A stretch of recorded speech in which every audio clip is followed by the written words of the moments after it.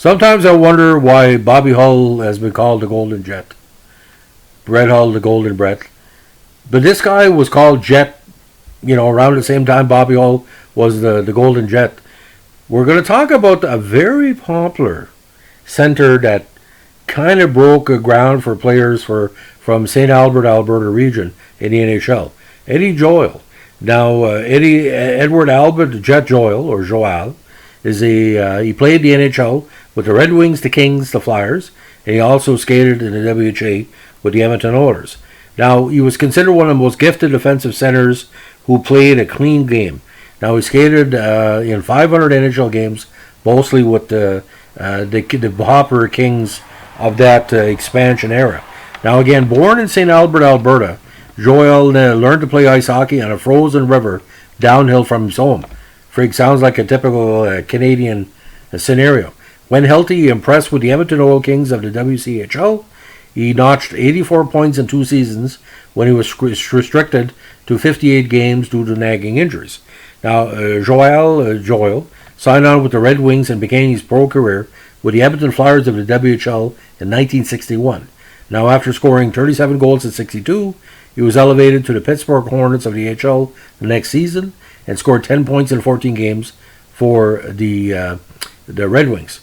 Joel suited up for 47 games the next year and helped the Wings reach the Stanley Cup Finals, where they unfortunately lost to the Toronto Maple Leafs. Now, his winning goal against Toronto Maple Leafs Johnny Bower gave his team a 3-2 edge of the series, but he failed to win the next 2 games, and the Leafs took their 3rd straight cup. Now, he played one more season in Detroit before being traded to Toronto, where he played in 14 games during the 1968-66 campaign. Now, when I was talking about the NHL expansion gives players a new life, he's a perfect example. Now, again, when the Kings brought him in, he was one of their top players for a number of seasons. He had some more seasoning in Rochester of the AHL in 67 when he scored 32 goals. But as soon as he arrived in Inglewood, or the Kings' home area, he put up some great numbers. 57 points in 68, including 23 goals. 69, 33 goals, 52 assists, and 6 points in their expansive playoff run that year. 70, he had 18 goals. 71, he scored 20. 72, unfortunately, he found his way out of LA. But for the time he was there, ladies and gentlemen, he solidified respect for a Kings offense that needed respect. And the fan base out there loved him. And being called the Jet, very quick on his feet, very quick player. Now, one thing about Eddie, he didn't like the fact of the role player role he had with the Flyers at the end of the 72 season. So obviously there was rumors that he might be headed to the WHA. There was rumors he might be headed to 2 places, either to the LA Sharks or to the Alberta or Edmonton Oilers. And that's what happened. He was taken in the WHA general player draft, not to be confused. There was 2 drafts that year, and eventually played 4 years with the Oilers. The first, as they were to call Alberta, and the next 3 is called Edmonton. And he really excelled over those 4 campaigns.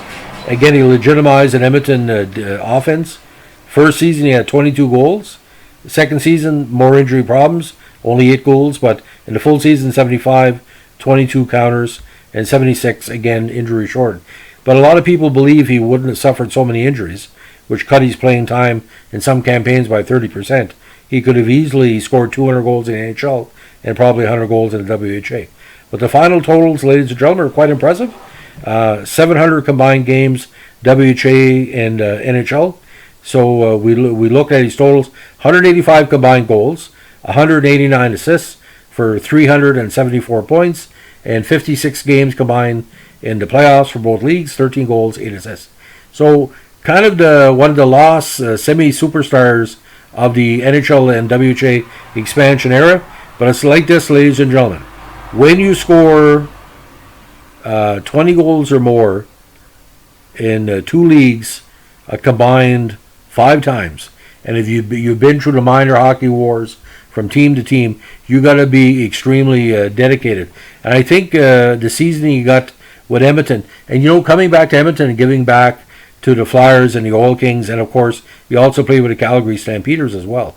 He wanted to give back, and that's what he did.